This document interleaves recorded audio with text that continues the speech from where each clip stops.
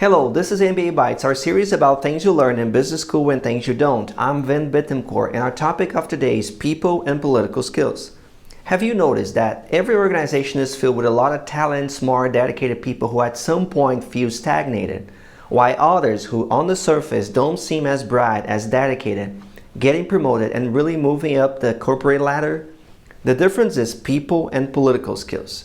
That's what separates those who make most out of their careers from those who find stagnation and frustration. No matter your role, your responsibilities will always outweigh your authority and your capacity to accomplish results. The way you bridge this gap is through political influence and relationship skills. But you may say, being a politician is the same as being a brown nose or a kiss A. I don't do that. My work speaks for itself.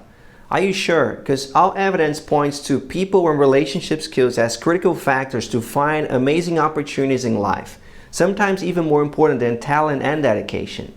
Yet, there's a whole stigma associated with politically attuned people, probably because they move higher in most organizations and everybody else believes they do so, because they probably lack credibility, they lack authenticity, they're insincere, they're just calculated, self-serving individuals. But here's the catch. There are fundamental differences between politicians, diplomats, and brown-nose kiss A's, right? For instance, a diplomat politician leverages relationships to amplify their impact, whereas a brown nose or a kiss A, uses relationships to protect themselves and masquerade their incompetencies. So let's look in more detail some of the differences between being a politically attuned and being a kiss A, which is not ideal, obviously. The diplomat or the politician, invests in relationships across the board. It gives time and attention and energy to everyone. Whereas the brown nose only invests time and energy in building relationships with higher ups, upper management, senior level executives, or people in position of power. Also, a diplomat politician, praises all contributions, no matter the contributor. Whereas a brown nose is the first one to celebrate and, just praise the boss, especially in public, right? He's usually the first person to jump in and tap the boss in the back. Hey, great job, boss, even if there's no reason for that. Also, another difference between a politician and a diplomat is that diplomats, politicians, they really long-term in thinking. So they understand the value of relationships to, get access to key opportunities to learn and grow. But eventually they want to move into new challenges. They want to tackle new sides of the business. They want to become well-rounded professionals. So they leverage their relationships for opportunities. At the same time, they're very honest in providing feedback and criticizing things and providing inputs to make things better. At the appropriate occasions, they talk honestly and, unfilteredly with their bosses. Whereas a brown nose never voices over what they're really thinking. They're very guarded with their thinking, they are very protective of their jobs, very short-term thinking in nature too. So it's all the cheap flattery and the fake harmony. So that's how they behave for most of the time. But even after seeing all the differences between a politician and diplomat and a brown nose or a kiss A, you may be still on the fence about putting in time and energy to invest in relationships, maybe believing that the work should speak for itself. If that's the case, consider the following. No one achieves major things in life without the buy-in from others, especially people in positions of authority with decision-making power.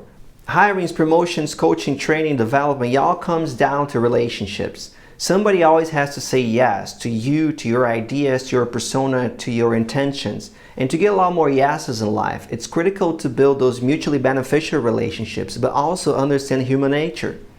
So while the average person cares about being liked, the person of excellence cares about being trusted. But it's impossible to build trust on a personal level without building relationships first. So regardless of your talent, your greatness, or intelligence, your work will never speak for itself without the official stamp and approval and recognition from others. So if there's an area in life when everyone pretty much needs a boost, it's relationship building. And that's because a lot of energy needs to be spent to become a trusted and respected individual, the kind of person that others want to work with. And you just can't get there without building relationships. So what does that have to do with understanding human nature? Here's why. Hardly everyone fights for you unless your benefit promotes their interests. This is natural and expected, and one of the reasons why relationships are way more about the other person than they are about you. Having said that, you must realize you're competing internally for resources, for information, for projects, for honest feedback. Most people rely on formal HR process for promotion. Instead, you should grab the career experiences that you need to grow. Nobody's going to hand them out to you on a silver platter. So here are some of the things you can do to connect more politically and gain that exposure. Praise people often. Give credit for good work when well earned, across the board, not just to bosses. Congratulating people for good work not only enhances camaraderie, it boosts team morale. When you do that, and when it comes from a good place, you start seeing that your presence is welcome and people will share more and more valuable information with you just because you care. Be loyal. Trust is everything. It's not rare to see companies keep less than stellar people just because they are loyal and trustworthy.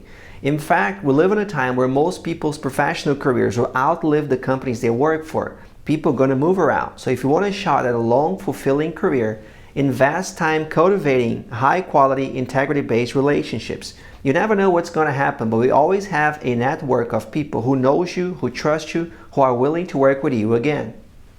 Always deliver. Promises are a dime a dozen, but great results not so much. What separates top people is the quality and consistency of their results, but not just any results, right? They pursue results on things that are sanctioned by senior management, big collective goals that count with the buy-in, the contributions from everybody.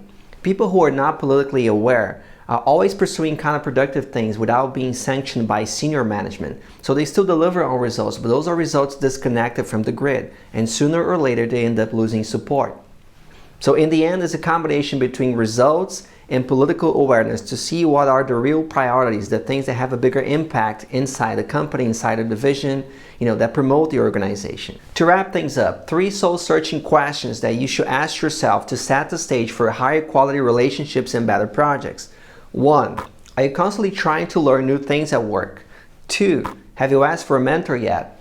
3. How often do you engage in tasks or projects outside your job or role description? If the answer is no, chances are your career is plateauing and you have to be more strategic to get what you want. Thanks for watching. I hope you enjoyed this episode of MBA Bites, our series about things you learn in business school and things you don't.